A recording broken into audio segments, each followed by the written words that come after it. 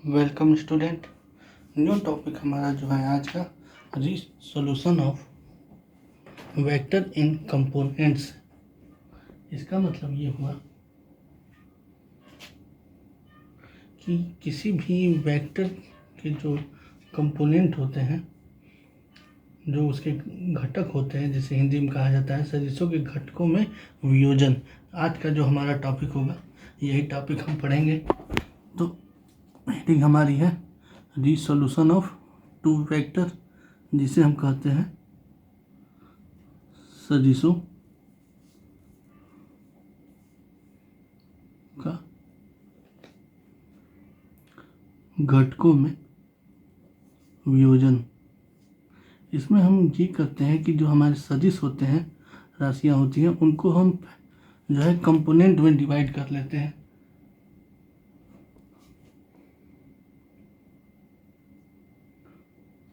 तो इसके लिए हम जानते हैं कि किसी भी ग्राफ को खींचते समय हमारे पास जो है 2 डायमेंशनल ग्राफ एक्स और वाई में हम ग्राफ खींचते हैं। तो यहाँ पर दो एक्सिस हमें मिलते हैं, एक जो है मिलता है आई एक्सिस और दूसरे को हम डिनोट करते हैं जे से, तीसरे को के से आप जानते हैं, बताया गया पहले। तो यहाँ पर हम करते क्या है, इसको फैक्टर में डिवाइड कर लेते हैं। जैसे हमें अगर निकाला जाए तो दो, यहाँ पर कोई जो वेक्टर दिया गया है,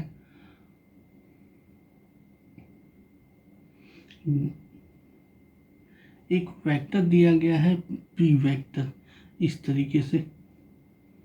तो बी वेक्टर अगर हमें मालूम है तो बी वेक्टर के दो कंपोनेंट एक्स और वाई में अगर हमें निकालने हो तो सबसे पहला वेक्टर जो होगा एक्स डायरेक्शन में होगा तो बी एक्स, इसी तरीके से वाई डायरेक्शन में होगा तो B Y,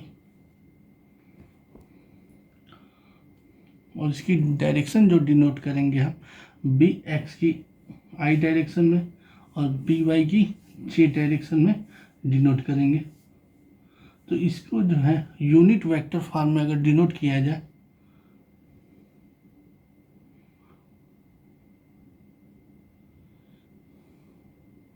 vector of B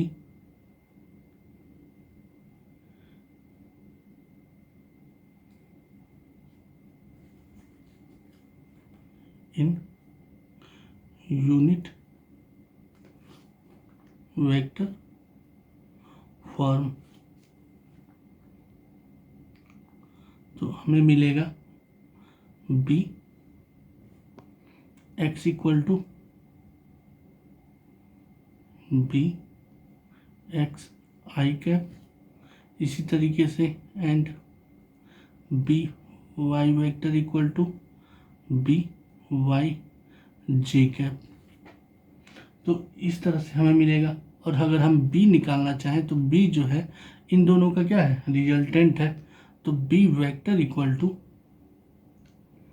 B X I plus B Y J cap, मतलब दो वेक्टर, वेक्टर ए और बी, जैसे आपको बताया गया था कि वेक्टर बी का ऐड जो होता है अगर हम पैरेललोग्राम मेथड में करें तो जो इन दोनों का को जो वियोजित करता है वेक्टर, इस दो भागों में बांटता है, तो ये वेक्टर जो होता है वो रिजल्टेंट वेक्टर को हम डिनोट करते हैं।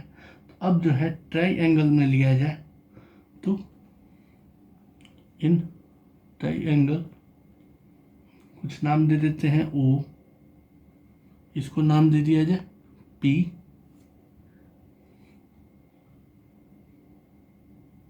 और इसे नाम दे दिया जाए ए।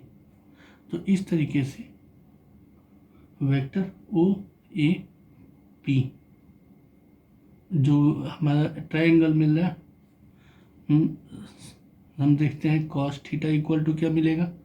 अब जो एंगल ये है हमारा वो थीटा हम मान लेते हैं, तो कॉस थीटा इक्वल टू हमें जो मिलेगा, आपको बताया गया है कॉस थीटा इक्वल टू क्या होता है।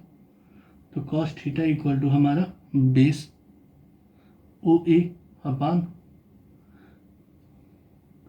Hypotenuse O P equal to, जिसे हम आधार बटा कण कहते हैं। तो आधार जो हमारा लिया गया है वो क्या है, बी एक्स अपान, और ओ पी क्या है, बी। इसी तरीके से अब जो है हमें बी एक्स इक्वल टू क्या मिल जाएगा, बी कॉस थीटा।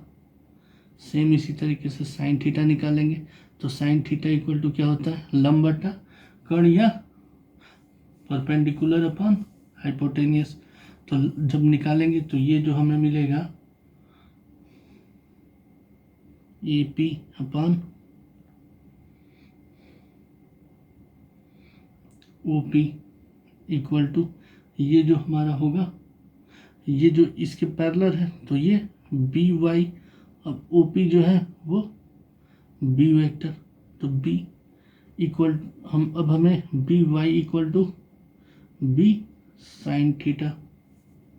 अब यहाँ हम करते क्या है, इसे इक्वेशन 1 और इसे इक्वेशन 2 मान लिया जाए, तो इक्वेशन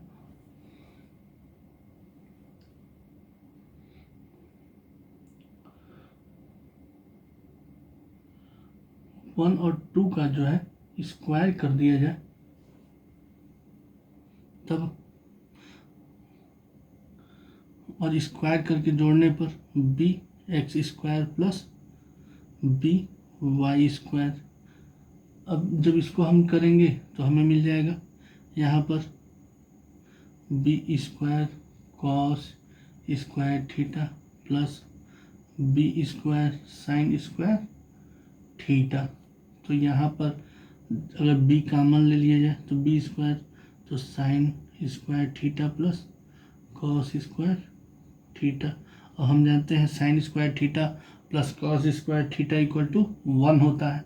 तो इस तरीके से जो हमें बी स्क्वायर इक्वल टू मिल जाएगा B X square plus B Y square.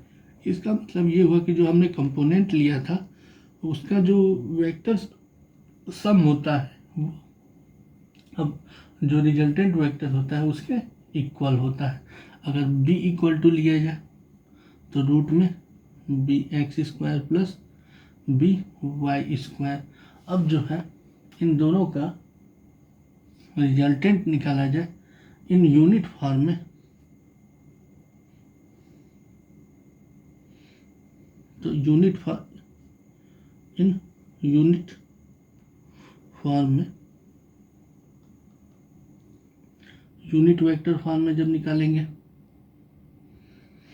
आई जे के फॉर्म में, तो हमें b इक्वल टू मिल जाएगा रूट में आई का स्क्वायर प्लस जे का स्क्वायर।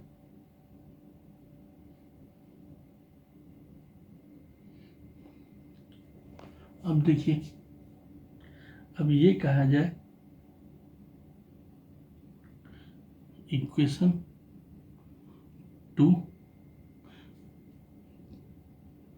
डिवाइड बाई इक्वेशन 1, तब हम अगर लें तो हमें मिलेगा B sine theta upon B cos theta equal to B Y upon B X. अब जानते हैं कि बी से बी कैंसिल और sine upon cos equal to tan theta B Y upon B X. और हमेशा जब हम थीटा निकालते हैं तो टेन थीटा के फॉर्म में निकालते हैं जो हमारा एंगल होता है। तो इस तरीके से theta equal to tan inverse B Y upon B X. और इस तरीके से हम किसी भी कंपोनेंट को डिवाइड करते हैं और उसके यूनिट फॉर्म को फाइंड करते हैं, और इसी तरीके से हम क्वेश्चन को भी सॉल्व करते हैं। तो नेक्स्ट जो है हमारा टॉपिक जो होगा इसी से रिलेटेड होगा कि कैसे हम किसी भी वेक्टर को सॉल्व करते हैं।